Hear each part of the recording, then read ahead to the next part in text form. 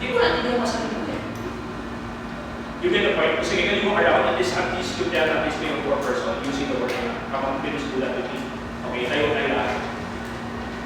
And then, I want to see that in the language, hindi na parang nanunubi na. Pupunin isigaw mo. Okay? Okay? Okay. Okay ka ba? Tayo na siguro tayo kasi hindi masyado ano. Yan, tayo tayo na.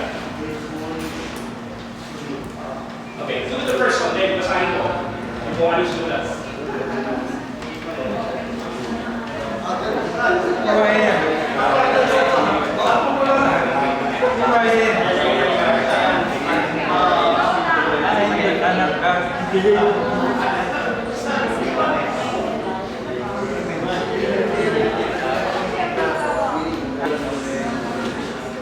You use yourself the word I am. Anong naramdaman nyo? Anong naramdaman nyo sa tulad ng the word I am? Sinabi nyo sa ibang tao. Anong naramdaman nyo? You feel good inside? Okay, Annie? Medyo mas na-convince ko yung sarili ko na kaya ang these three things ay Yeah. Okay, can you read that is the last time? Ano na dyan sa data? I don't know if everybody will agree with this one, but I guess I am sleeping out first of all, and then second is open-minded, and the third is generous. Wow. Very. Wow, yes. Palakpakan natin. So, ang sabi din kasi dito yung sabihin si Annie ang pagkakamat yung pinag-giver sa atin. Hindi lang kami. Alam mo, po si Annie got our training on the Facebook. Yeah, we haven't. This is the first time we met in person. Just inquired once that we released the pinag-release from yung bataan. Kung sino talaga yung bataan, just from yung bataan. Kung bataan siya. Just arrived, got to there for this first training, stay overnight. One of the hotels here in Davao and Door de Paco. Just to kapila pa yun. Palakpakan natin. It's the word I am. Diba? For instance, if you use this, tell yourself about the word I am, yung sarili mo, iba yung maramdaman mo. Bakit ikaw yun? You are describing yourself, the word I am. When Moses asked by God, sabi niya, how can I describe you, say the word I am? And he said, ano yun? Sabi mo na kaya. And we're just telling you that, you know what Moses said, that we need to be universe. I'm your provider. I'm your healer with that seed. I have everything for that. See the word I am. If you look at yourself in the mirror, stand in front of the mirror, and look at yourself, you say, I am that I am. I'm a confident person, I'll be successful this year or next year. I will have a blessing for me. Jim Rohn, I like what he said. Success is not something you pursue, it's something you attract when you become an attractive person. Putting value to yourself and putting value to your work. It's putting value to yourself and putting value to your work. Now, in order for you to become successful in life, you want to get what you want in life.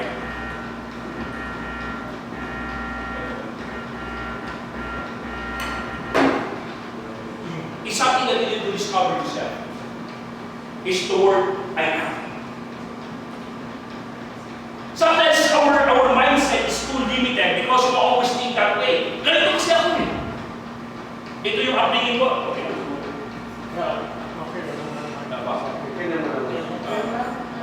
Wala akong ito lang upbringing ko, ito lang buhay ko eh.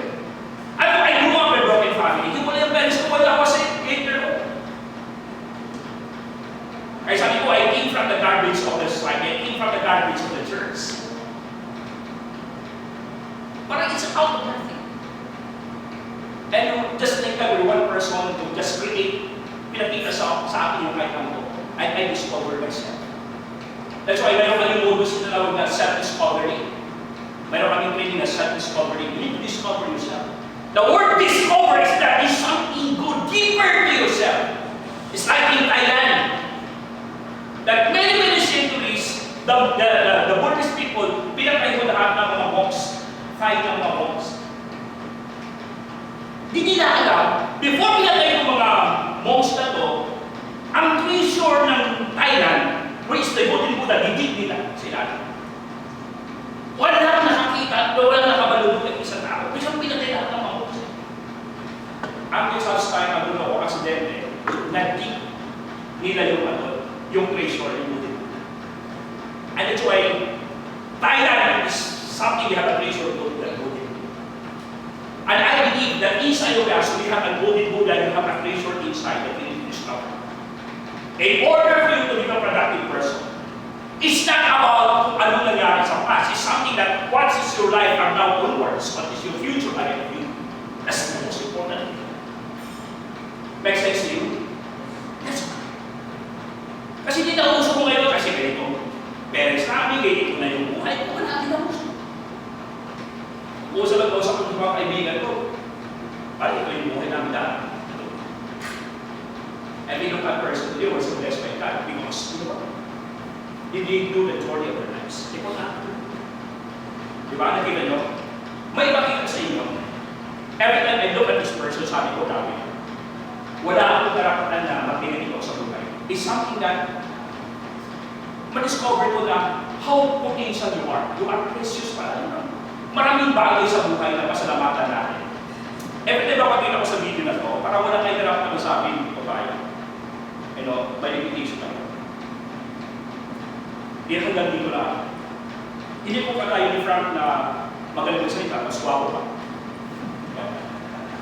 Kaya natin kung kaya kayo. Napakali ko mahirap ko.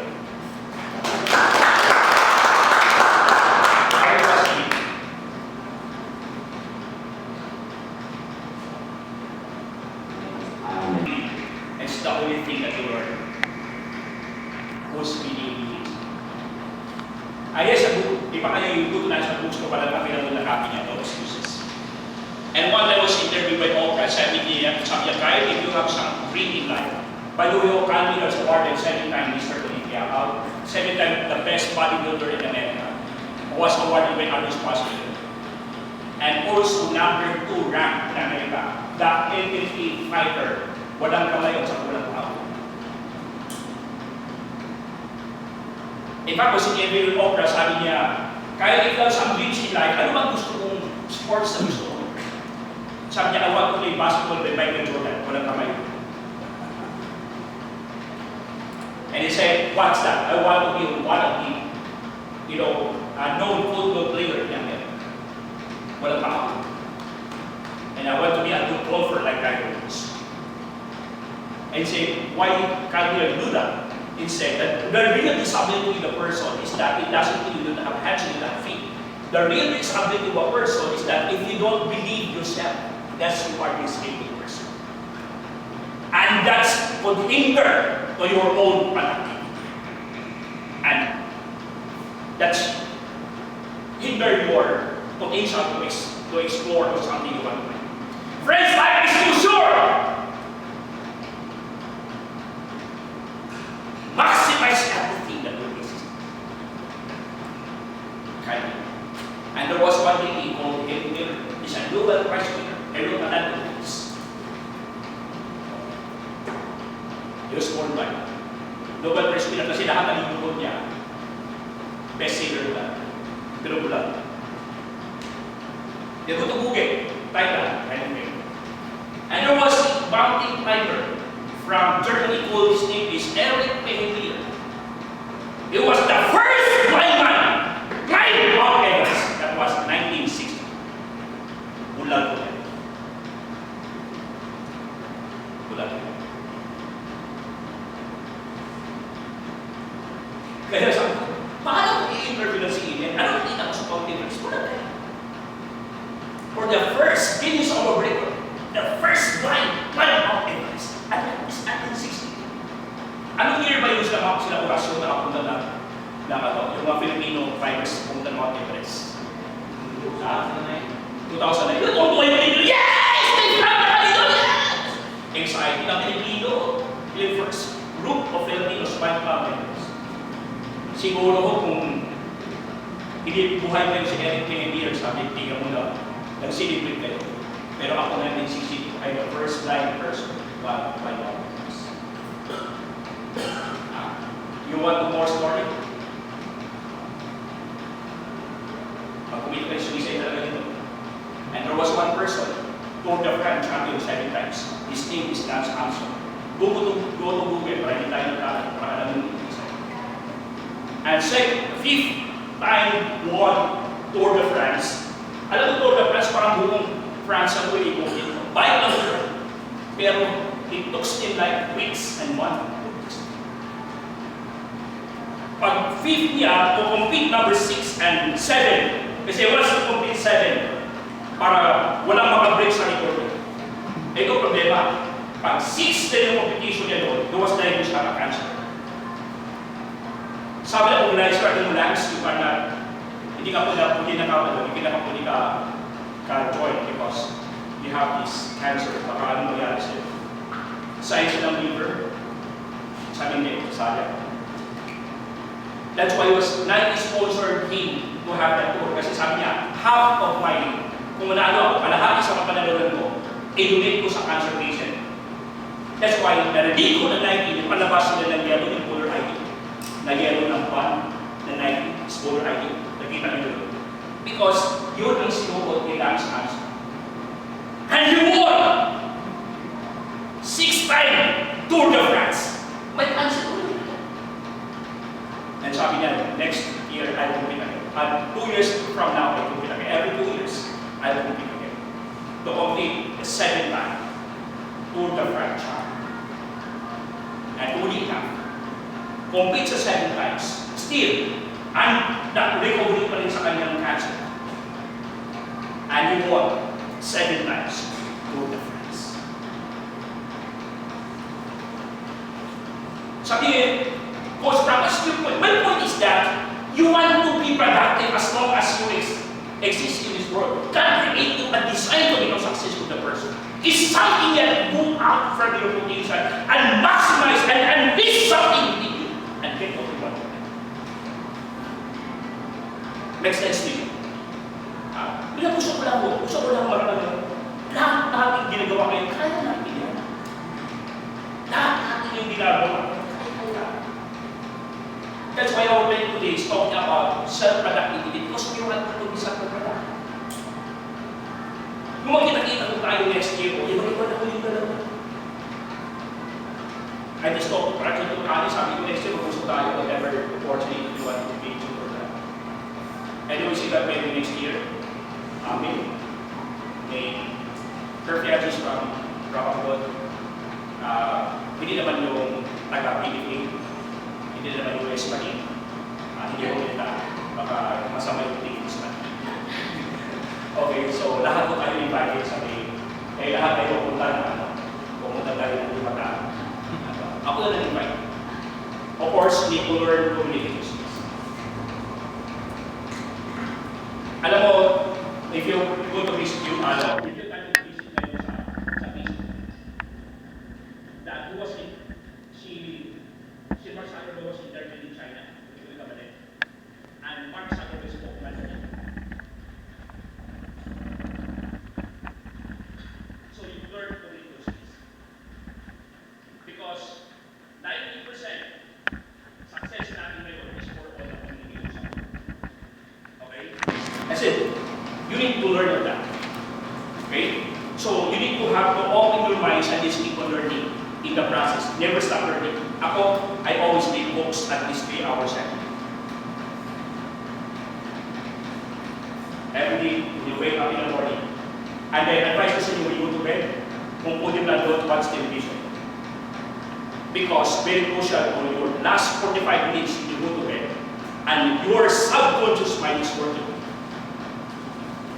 Whatever is in your subconscious mind, that's what kind of reason. Wala rin sa TV, drama, isang padan. 2 wives.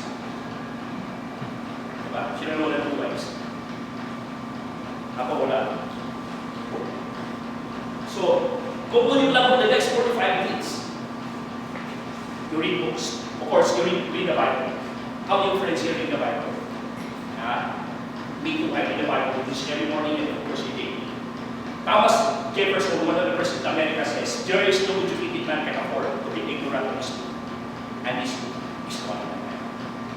Learn to communicate. Ako, last 2 years, I studied Phuket. Kailan hindi ma-practice ito? Kung siya lang ka ng Phuket. You need to learn several angles of life communication skills. Okay? In sales, kung sa sales kayo, learn to communicate. Kasi communication is something that you put value to yourself, adding value to yourself. It's adding feature. Okay? Nakikinig ba tayo? Okay. Next. Always reward yourself. Importante ito. Always reward yourself. Sa Coach Frank, what do you mean by reward yourself? Di ba? How do your friends need to buy things? Why is your salary compared to your manager, supervisor, is quite higher than your salary kung hindi ka pa doon sa your position? Why is it that a lot of people they have close sales worth 2, 3, 5 billion na? Ang iba naman mahirapan kahit ng 200,000, mahirapan mag-close ng sales. Because these people, they put value to yourself. Alam niyo, lahat kayo dito ngayon sa training natin doon, this is the best time to put value to yourself. Sabi niya, for mentality doesn't have education. Una, may training ako ng may priba. Second, may lingaw ba ako dito? Third, may lilibang ka ako. Second, training ito, animo vista. Kahit kung anong ka ako, ito patay.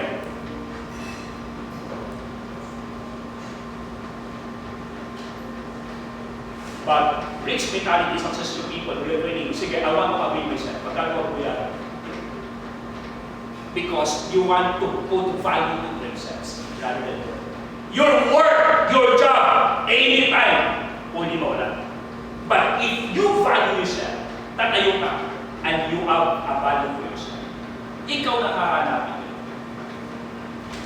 Where's Annie? Alam ko pa rin yung bahay nyo eh. Kulit nyo ba saan? Wala na. Get her number, tawagin natin. Because alam ko magaling yun. And there's ano na. Siya ano na magaling, mabait mo. Ano na magaling sa ano. Ano na yan, tahimik ako yun. Workaholic. Because you put value. May magaling sense pa lang, pinanapusin mo. Diba? Ikaw na rin halakan natin eh. Frankie is engineer of Philippines. Saan ko? Philippines. Itong dalawa, ano yung sasari ko? Mga 17 sa atin, ayaw mag-close na naman eh. Warm up sa atin. Okay, second, riches makes you a living, but profits makes you a fortune. I want you to have an entrepreneurial mindset. When we first say is that, if you are, kung nag-work kayo, may trabaho kayo, you need to have your own other way of getting source of income. Okay? Don't settle with one source of income. And I will do cash flow. If you notice that Robert Kiyosaki books, Rich Dad Poor Dad, maybe sa libro about cash flow quadrant. The passive income, the active income. Ano na, mixed employment, kung i-focus your mind on the employment, ang employment kasi wala kang di pa tapos sa katapusan, tapos na rin. Kaya focus ba yung cash advance? If you are a salesperson, give your best as a salesperson. If you are a networker, dream to become a networker. Don't settle for less. Go higher!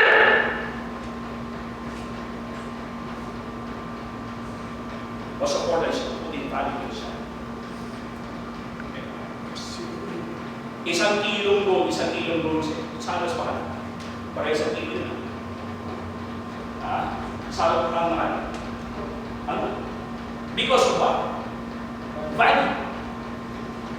If you buy a low-end car, after 6 months, resale value nyo bababa na.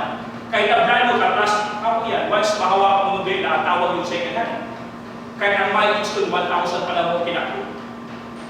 But you can resell that like BMW or Mercedes-Benz, ang resale value niya mas mataas. Because of the value of the car. Hanggang noon lang. In fact, Steve Jobs, before he died, sabi niya, I'm afraid of Samsung.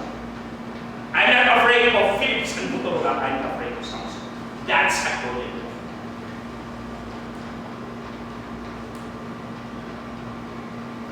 Because the great, alam mo po, I was studying the history of may-ari ng Samsung. He's a Bible believer person. Pakita ko na sa ako yung simbahan. And every Christmas, lahat yan ng absence man, mayroon siya big party. Before you enter into the party, yung may-ari ng Samsung, yung lahat ng mga top caliber salesperson niya, mayroon siyang symbolic ginahilo. They always wash on the feet. So sa mga tao niya. Tinugasan niya. Parang Jesus Christ ang disciples. He always do a gratitude. In fact, he gave his tithes to his church. 50% of what he got. 50% of what he got. He just got 1,000 assuming the 500 portions. If you have, there is a great magazine today of Nokia. Nakalagay doon, Nokia sa famous house. And that person was interviewed by Korean business television. Of course, yung mga itinay is Korean, pero naalin mabak na